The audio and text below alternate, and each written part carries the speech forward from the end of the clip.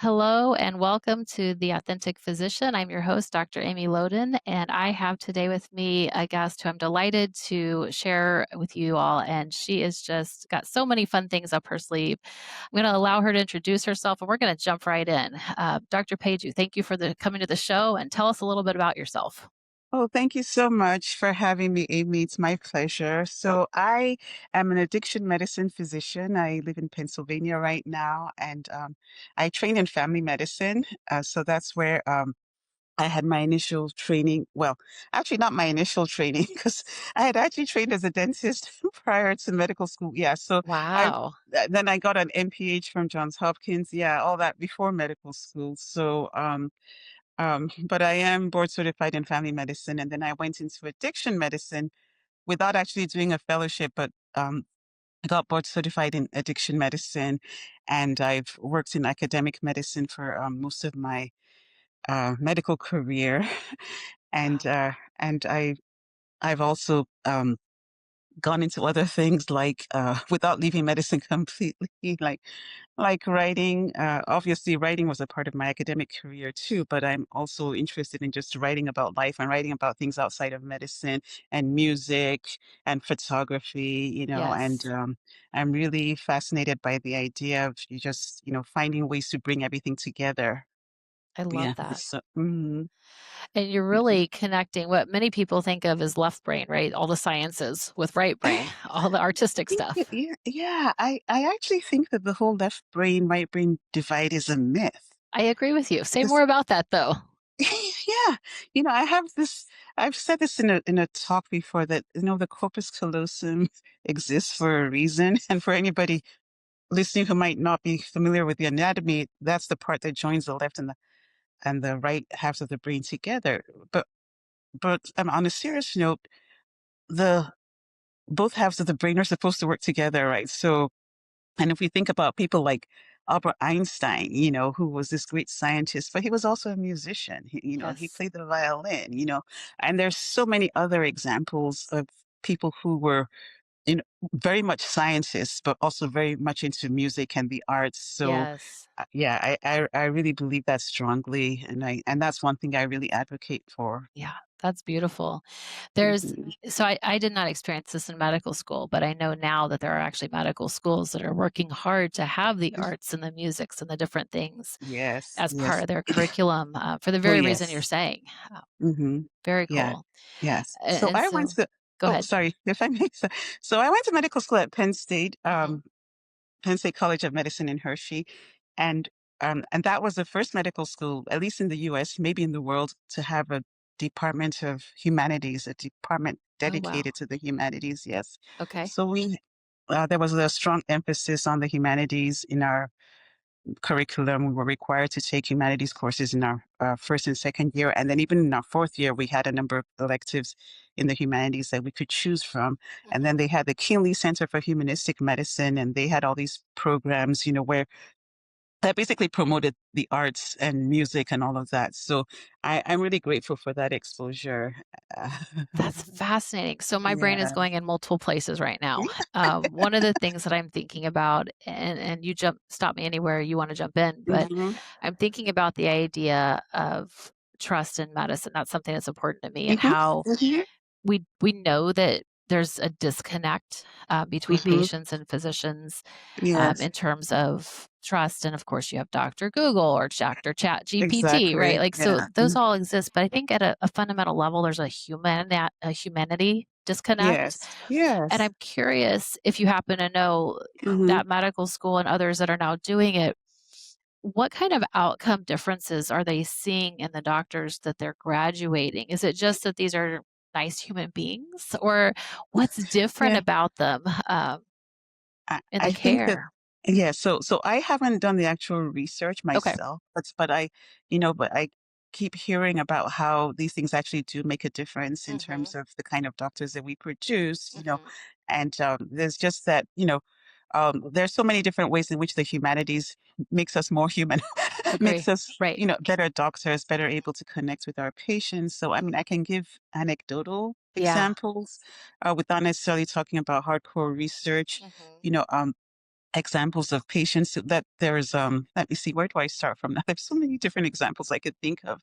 But I am a member of the Music and Medicine Committee of the American Medical Women's Association. Cool. And I like to tell the story about our chair, Dr. Mary Roro, who is a psychiatrist, and she's also a musician. She's a singer-songwriter. She plays the violin and viola, and she's played since she was a kid. And as a child or a teenager, her mom would take her to the nursing home, hospital settings, and she would play for sick patients, you know. Mm. And there was this one patient who had been very depressed and hadn't spoken for a long time. And when Mary played the violin, she just like came out of it and, she Wow. lightened up and she started communicating and talking. And it was just so moving and touching. The nurses were Mhm. so, so touched by that. Wow. But, but probably even more significantly, it made such an impact on Mary, the young Mary. Yes.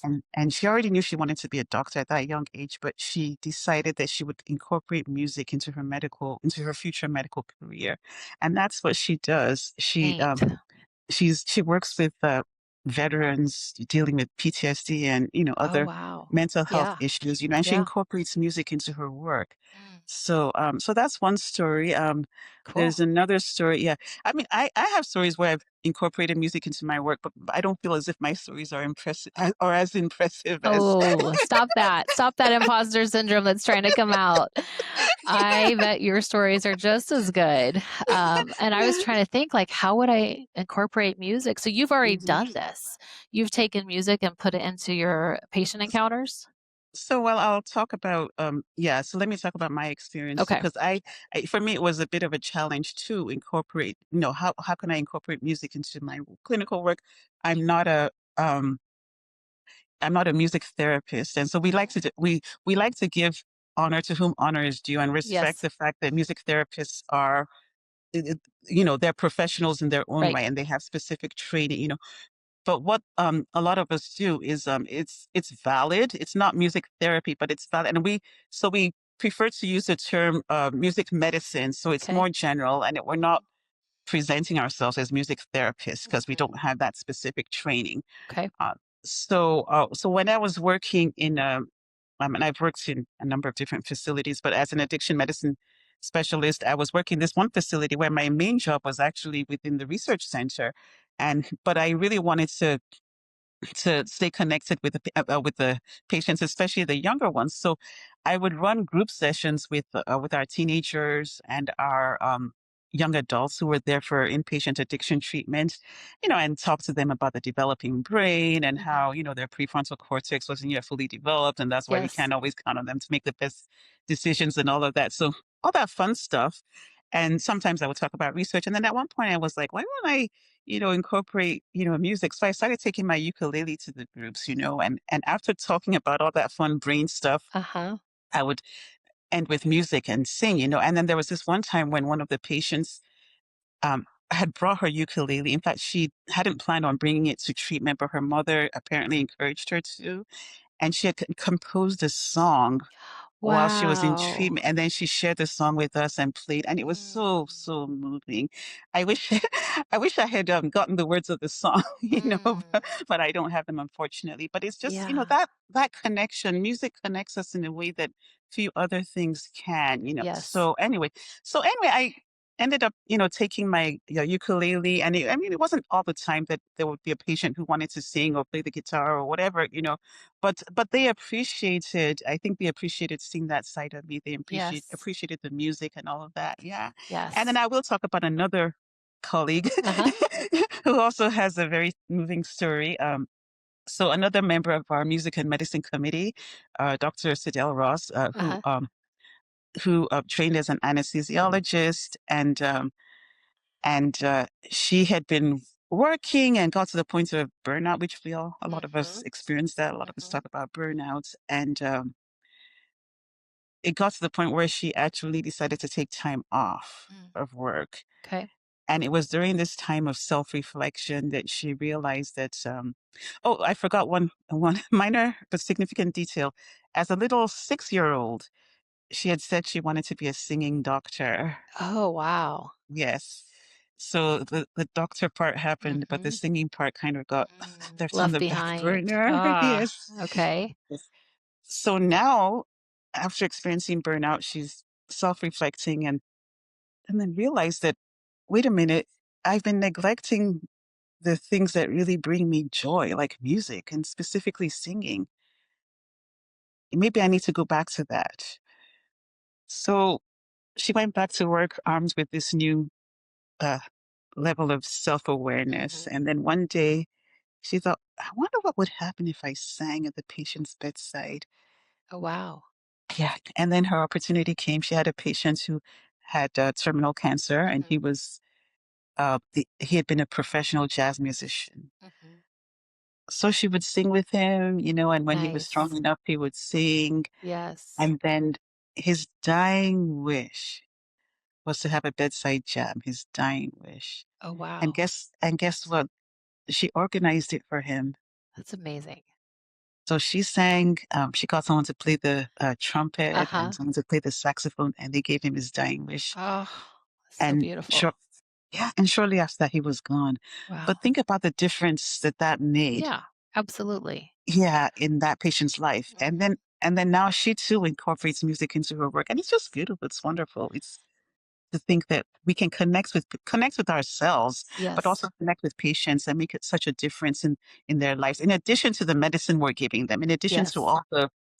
you know, all the medical stuff, this Mhm. adds another layer of Yeah. healing, another layer of connection, and Mhm. and and I think we've neglected it for too long. So I'm glad that there's more awareness of the significance of music and the arts in healthcare.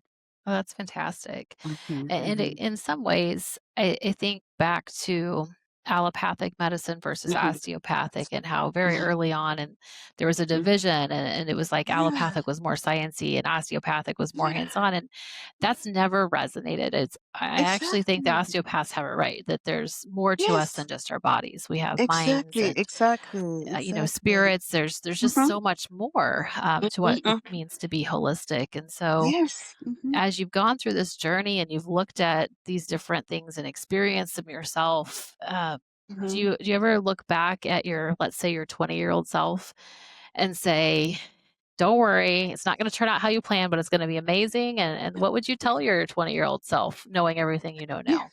Yeah, probably something along those Yeah, lines. It's not gonna be perfect, but it's okay. It'll it is work okay. out. Yes, And I really, really believe that. And I look back at my life now and think about decisions that I made at certain stages of my life and all of that and all the uncertainty and all of that. And it's like, at the end of the day, it all worked out. it It did. all worked out. Yeah. It's not about always making the right decisions, but even our so-called mistakes are Yes. all part of the process. Right. And learning Our from ex them. Exactly, we're supposed to learn from our mistakes. We're not, Mhm. so it's all a journey. Yeah. It's all a journey, and I think that, yeah, if I wish yeah, I could wish that my younger self had been less perfectionistic, less Mhm. hard on myself, um, had more faith in myself, more trust in my own intuition, but again, it all worked Right. it all worked Yeah. out, and it's all working out. And if you hadn't had that experience, would you be where you are today? Exactly. Excellent point.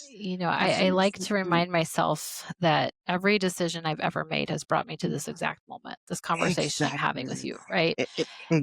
And if Exactly. I had made different decisions, we wouldn't necessarily be having this conversation. And so Exactly. Exactly. I agree with you. It's important to have a growth mindset and Mhm. to fail forward and to take those and make Yes. meaning from them. Um, Yeah. as you think about, where you started in medicine, and we'll Mhm. stay with the non-dentistry medicine right now, but where we started in medicine Yes, yes. and where you are now, there's probably some big shifts that happened or some Mhm, mhm, realizations that you're going to take a different path that it wasn't necessarily what was sold to you of mhm, what being a doctor looks like. mhm, mhm. And as you think about that, are there any types of things that stick out in your mind or stories, real change points that you look back and you're like, wow, I'm either really glad it happened because it was amazing or really glad it happened because it wasn't and I grew, you know what I mean? Yeah, sure. Anything that Great comes up. question. Thank you. So, after my residency, I went to what was then a brand new medical school. Was called the Commonwealth Medical College. Now it's part of Geisinger. It's Geisinger Commonwealth School of Medicine. Hmm. And at that time, it was a brand new medical school. I got there literally a few months after the first students arrived. Wow. And yeah, and there were, it was hard to know what to expect. But again, being a brand new school, it wasn't just a new medical school, it was independent. So now it's part of Geisinger. So it's part of this huge health care system. But then it was independent. It wasn't part of a healthcare system. I wasn't part of a university. In fact, my dad, who my parents have since passed away, but then my dad was still alive and he couldn't understand. He kept asking me, "So are you part of Penn State?" Like he couldn't understand how a What medical system is school this? could Yes. just be a medical school and not part of a Hmm. university or something. Hmm. Yes. And so being at at a new medical school had its challenges, but it really did have a lot of challenges, and but they survived and they're thriving, Yes. and I think of all the things I was able to do because I was at this new school, that I would not have been able to do if I had been at a more established place. I mean, and I think about the fact that when I went there, I thought that they were going to start a faculty practice. That was Hmm. the plan, and that didn't pan out. Of course, the students and the curriculum and all that was a priority. So Yes. starting a faculty practice was not the priority. And I knew I wanted to stay clinically active. So I had to get creative and find ways of practicing um, outside of the institution. And that, Yes. had its challenges. But I learned so much along the way. And I was able to basically follow my own path. I Hmm. already had this interest in addiction medicine. I wasn't really sure if I wanted to do a fellowship or not, and all that, but it all just worked out. And I basically got the experience that I needed, in addiction medicine. I was became the medical director of a new methadone clinic, um, because they needed Yeah. somebody and You I were happened to there, be available and interested. But available got and experience interested. with that. But got experience with that. Yeah. And I worked in other facilities. And before I left that system, after they became part of Geisinger, they asked me to become the program director for the Addiction Medicine Fellowship. Hmm. So by then I had gotten my board certification and all that. Things worked out. It might have not been ideal. Here I went there thinking that, oh, we'd have this faculty practice and blah, blah, Hmm. blah. It didn't work out that way, but it still worked out. Yeah.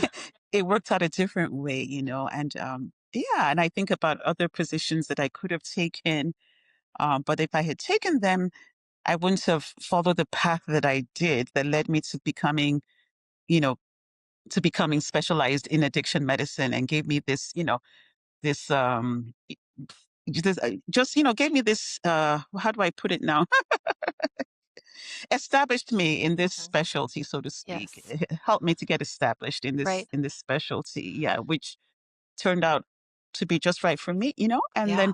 then more recently, I've worked at other facilities in between, but another methadone clinic, I worked there as their medical director for a year and a half or so, and a colleague and I was telling you about my books, Hmm. some of my books earlier, but a colleague and I wrote a book about navigating the methadone maze for patients who are getting into methadone treatments and trying to Oh, figure everything out. Yes, and that just came out earlier this year. oh, And now we're working. congratulations.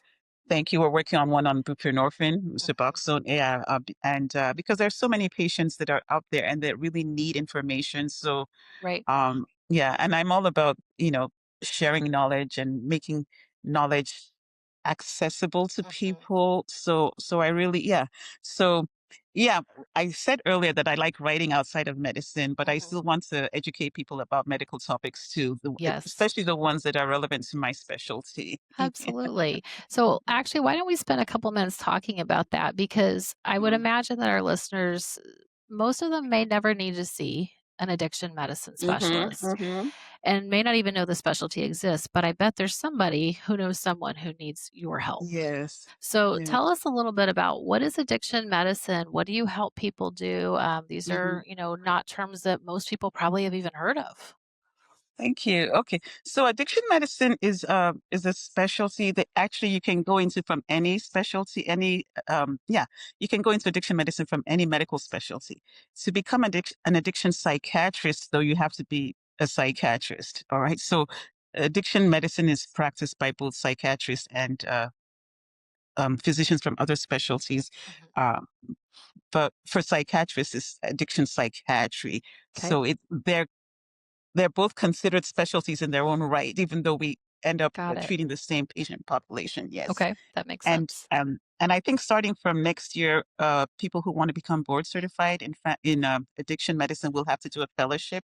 Okay. But up till now, it's there's been a practice pathway where you don't have to do a fellowship uh, to take the board exams Okay. yeah.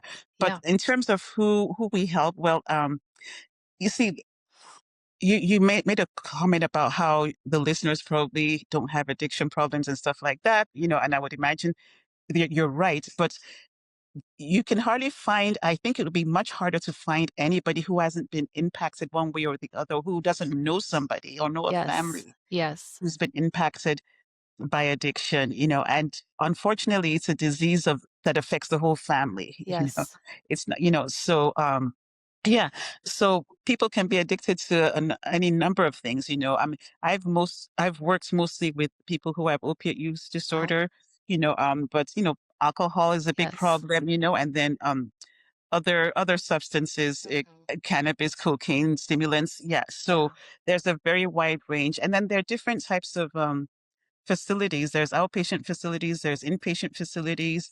Um, uh, a lot of the opiate treatment programs are outpatient facilities, like the methadone clinics, where they traditionally had to go in every day to get treatment. Now they're trying to loosen things so that they don't necessarily have to go every day, but that's how they were set up in the US, where you Okay. had to go to patients who were on methadone maintenance had to go to clinic every day to get their methadone.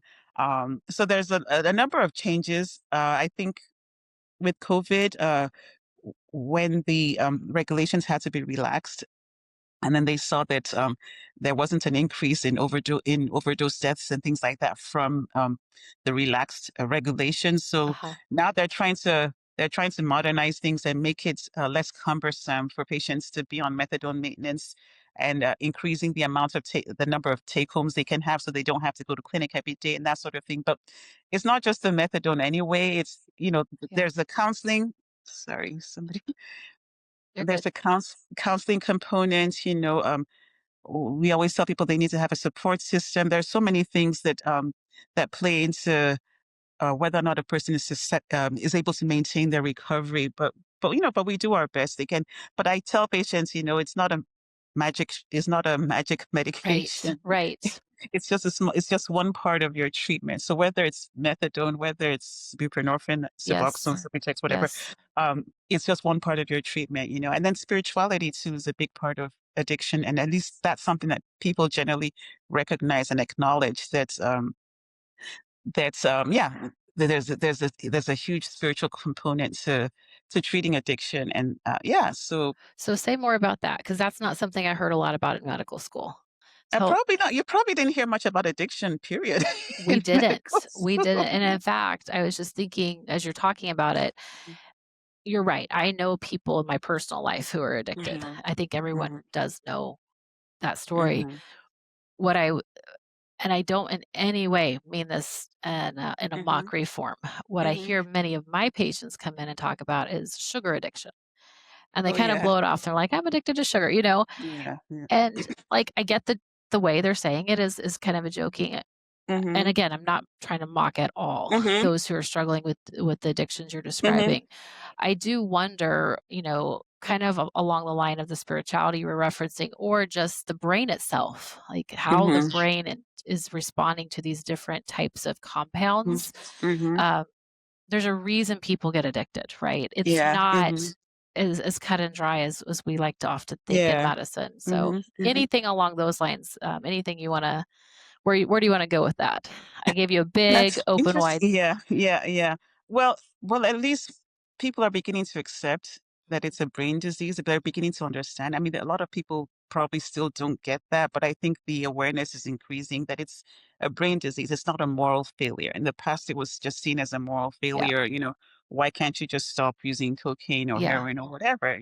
But uh, we have evidence that the brain does undergo changes. Mhm. with addiction. So if a person's brain is sick, so to speak, you don't just assume that they can just get over it on their own. Right. You know Right. what I mean? And some people need medication. Many people need medication. You will sometimes hear about people who just stopped miraculously, but a lot of people need treatment, and sometimes that treatment involves medication. A lot of times it does, especially with opiate use disorder. Um, it really, and so people can heal, they can heal, but they need help and support. Yes. And so medication, counseling, spiritual support, again, and so there are groups like I'm sure you know about AA, NA, and all of that, Yes. where they they meet with other people who are in recovery and Yes. basically have like a support system, and there are different types of support groups. Not all of them are, not all of them may emphasize spirituality as much, but I think in the groups that do emphasize the spirituality part, it's like just acknowledging that there's something bigger than you. There's your higher power, so and surrendering to your higher power. So for Yeah. many people, it's God, but Yes. even for people who don't believe in God, just recognizing, acknowledging that there's something bigger than you. Yes. Um, and and yeah, because I mean, we can study all the science in the world, but I think Yeah. many of us believe and understand and agree that there are some things that science can't explain, and there are Right. things that are bigger than ourselves. And sometimes we just have to surrender to God or your higher power. Yes. Yeah. Yeah, it's interesting that you bring it up, and we were kind of chatting a few minutes Hmm. before the show started. Like in medicine, there is a pretty clear mark that you just don't dive into some of these things as a doctor, right? Like you don't talk about spirituality, you don't talk about faith, and yet studies that have been done say patients want their doctors to talk about this. Exactly. And so that's Exactly. why I find it so fascinating when you're saying this. That there's a spiritual component. Hmm. Hmm. I'm internal medicine by background, and we do a lot Hmm. of hormones and weight loss and menopause, Hmm. but we're not generally talking about Hmm. spirituality because it doesn't Yeah. even come up. I'm Hmm. hearing kind of the subtext what you're saying. I'm hearing that it does come up in your practice, and in your colleagues, not just yours. Like, this is a thing that your specialty sees. Hmm. Yes, I think addiction medicine is one area where it's generally accepted that Yeah. spirituality is important. Yeah, and yeah, and but I think it's I think people make a mistake when they think that they shouldn't address spirituality at all with patients in Mhm. general, even Yes. outside of addiction, Yes. because it really is, whether it's outright religion or just spirituality in general, for many, if not most people, that forms a significant part of their lives, Right. Yes. so why not address it? And many people make decisions based on how they feel, Exactly, exactly, and what and they what they believe, believe. Yeah, absolutely. about God, and Mhm. yeah. So, Yeah, it's just such an interesting point you raise because, my background is in the Christian faith, and it's so mhm, interesting to me to mhm. talk to people, especially of different faiths. Sometimes they Yes, want to talk, sometimes they don't. But yes, we don't do a great job. I don't do a great job of bringing it up. But sometimes when these conversations happen, I'm like, "Do you want to talk about this? yeah, Do you want me to go here, or do you want me to stay mhm, out of your business?" mhm, mhm, And it's just really, I think you're right. I think people want to be seen and heard in their mhm, mhm, totality mhm, and not just given a label that mhm. they identify as different things. Yes. And if someone does identify like myself, if I identify as a Christian Mhm, and my doctor mhm, doesn't want to acknowledge that faith plays a role in my life, that mhm. I'm going to find a different doctor, frankly, because I need somebody who Exactly, sees me as a whole, and it exactly. respects my decisions as a whole. Mhm, um, mhm. but that definitely was not something I learned. If they taught it, that must have been the day in medical school I wasn't there, because I don't recall this. Yeah. And so it's Yeah. interesting. Yeah, and so back to my medical school, again, Yes. because the humanities was a big part of our education, we talked Yes. about spirituality in healthcare, and yeah, Mhm. so I Yeah, mean, I'm not they probably could have done even more, but at least it was it was addressed. there. It was there. Yeah, I think the most we talked about it was maybe in the context of certain faiths have different beliefs about blood transfusions, for Yes, yes, example, or yes, yes. abortions. And Mhm, so there was these mhm, different mhm. things, carve Yeah. outs, Mhm, but it was never seeing the person holistically, which is really what mhm. you're advocating for. And so let me pull your music back in here for a minute. You've written several books, Hmm. and a couple of these at least talk about music. So tell us about your books. Tell us about the journey that you started writing them and who you designed Oh, them for, wherever you want to go with that. okay. Thank you. All right. So when I was a teenager, I knew my parents wanted me to be a doctor, and I was like, "Oh, I like writing. I like writing." And they're like, "Oh, that's something you do in your spare time." Just kind of like, yeah. So, anyway, so writing got pushed to the back burner, but there was always a writer in me. And as an academic physician, I had to do academic writing, but I also just got to the point where I wanted to just write. Mhm, I didn't want to have to keep dealing with peer review and rejection and mhm. resubmission and all of that. I wanted to just write Oh, and nice. express myself. Mhm, And, so I just started doing that. And then I had gotten into photography along the way too. So, at one point, I think around 2015, 2016, I realized that I wasn't going to have, it was going to be a while before I would have the time to write like a full-fledged book, mhm. like an autobiography type of book or that Yes. sort of thing. But I had the idea, why don't I start, putting my pictures, because I wanted to share my photography as well into books, and then I can write a little bit about the pictures and all that, but it's not going to take forever because it's, not that kind of book. Right. So I started with a book about Scranton, photographs about Scranton, Pennsylvania, where I was living at the time. And 2016 was their 150th anniversary, the city's Ah, 150th anniversary. neat. So yeah. So that gave me, 2016 was that? Yeah. So 2015 was when I found out that the following year they'd be having this anniversary. So that gave me a deadline because I had been thinking about writing having a picture book with pictures from around the world, places Mhm. that I had been, and Uh-huh. that was going to Cool. take a while. But I was like, why Yes. don't I start local? Yeah. So my first photo book was published in 2016, and then after that, I followed with the first butterfly book, and then a couple years ago, when I left my last full time job, because I mean, I still do some clinical work, but Mhm. not full time. So when I left my last full time job, I had some time on my hands, and then I've been working on this devotional based on Proverbs, like a Okay.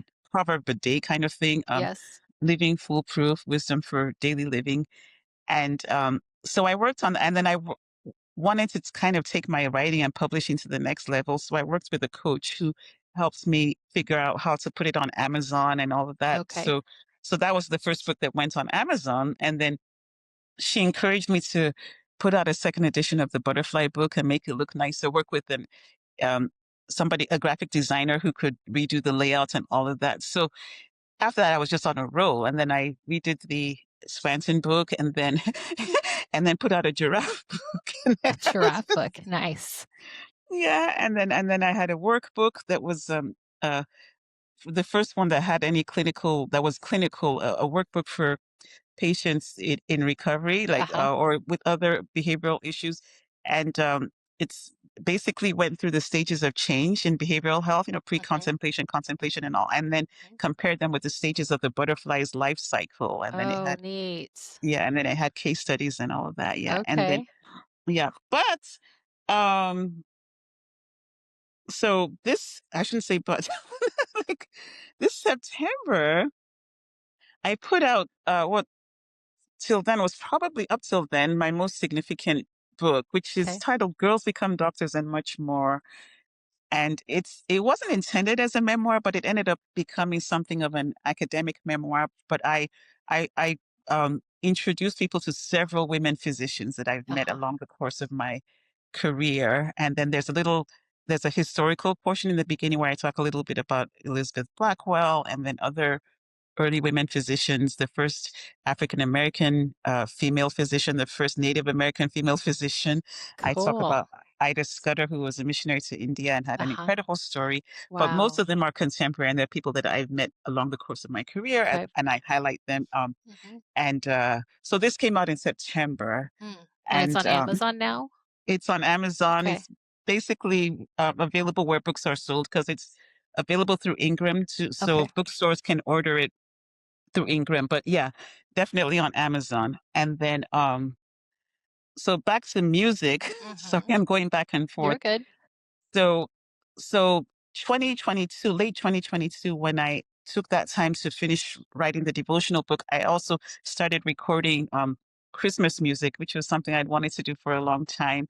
And then that year, we just released one song of The Little Drummer Boy, but then the Mhm. following year released the whole album of 13 Christmas songs. Okay.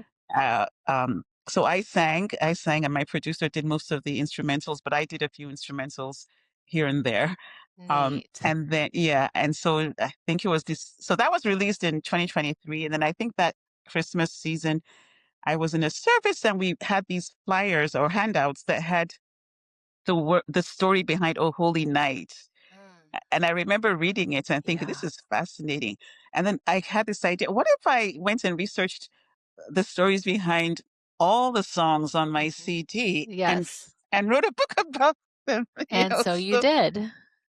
I did. And so that was December of 2023. And I already had writing commitments for the first half of 2024. So literally, I started writing the book in June of 2024. Yes. And it came out just in time for I Christmas, love that. November 2024. So the first edition came out last year, just before Christmas. And then for a couple of reasons, I decided to put out a second edition this year because, well, a couple of things. There were a couple of minor updates here and there, Mhm. minor edits and updates. But I also had Dr. Mary Roro, who Okay. I mentioned earlier, the chair of our music and medicine committee. I had her write a forward, and Okay. then I also included a postscript with some funny stories about Christmas caroling in Nigeria and how we made up the words to some of the songs that we didn't know, like Feliz Yes. Navidad. We Uh-huh. messed up the Spanish part. Yeah. So Oh, yeah, I thought that would be an interesting addition. So that's in this second edition, which just came out this October. And then just last week, I have this devotional, Heartfelt Offerings, that's based on the stories in this book. So people can read the stories and then um, go through the devotional, there are questions for Mhm. reflection, there's Mhm. suggested activities, and then some of the days just focus on mental health or wisdom Yeah. pearls. But for the most part, they're focused on the stories in I Played My Best for Him. I Yeah. love that. I love that. Thank you. Yeah. And I mean, we hold these books up and we think this is just a book, but it's actually hours and hours of Yes. work and Oh, research and yes. thought Oh, and yes. redoing it. Yes. It is a lot of effort. So Hmm. first of all, thank you for doing that work and for putting that Oh, out in the world. oh, thank you. You're A- welcome. and, My and pleasure. certainly encourage our listeners to get that, whether you said it's at Amazon or anywhere books are sold. Yes. So that's really probably more of us could be giving more if we took the time to be as intentional as you've been about it. So Oh, that's what thank I'm you. taking away from that as well. I got a lot of work to do. Let's go. Oh, Um, but oh, well, thank you. I You're love so that. Yeah, kind. You're well, so it's kind. true, right? Yeah. This seems to be your calling. Oh yes. Oh yes. Yes. Yeah. And it's interesting that you said that because I remember when I was younger, I kept struggling with this idea of, oh, what am I supposed to do with my life? What does God Mhm. want me to do? Yes. And this constant doubt: Am I doing the right thing? Am I really in God's will? And am I, and you know what we were saying earlier? Things work out. Things Mhm. work out. Yeah, And when it was time to start writing, I just started writing. it was I there. didn't need to have a special revelation. It just Yes. it Yes. just started coming out of me. I just did it. Mhm. When it was time to write this book, I played Right. my best friend. I just knew it was time, and I just knew it was the right thing to do. Yes. And for people who might not know, so I played my best for him is from the Little Drummer Boy, the Christmas song. And it's a fictional story in the song about this little drummer boy who didn't have any gifts to bring to baby Jesus.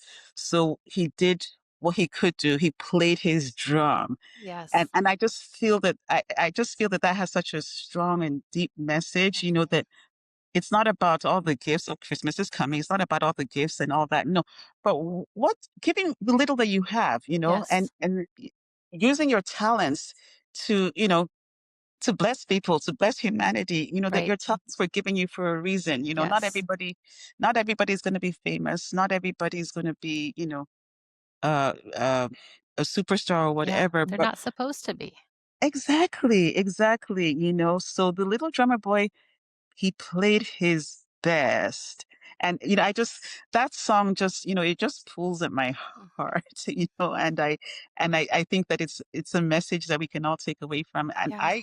I still struggle with imposter syndrome, Yes. but um but as a young child, as a young adult, I really, really kept feeling like I wasn't good enough. I Mhm. wasn't good enough, and Right. nothing I did ever seemed to be good enough. And but you know what? You are enough. You That's are right. enough. Just do your best. And we say that so often to kids, and then, my kids are starting to get to the point they're like, "Well, what if my best is a I don't know, we'll pick a grade, a Isn't good C," enough. right? And they're like, "What if I make a C?" And I'm like, "So what? You made a C." Like, is if Exactly. that's truly your best, I'm not going to Exactly. validate you being lazy and not Exactly. doing your best, but if Exactly. it is your best, then that's great because every one of us, I think you're right. Whether we think of imposter syndrome as kind of a female thing, but I actually think it's a human thing.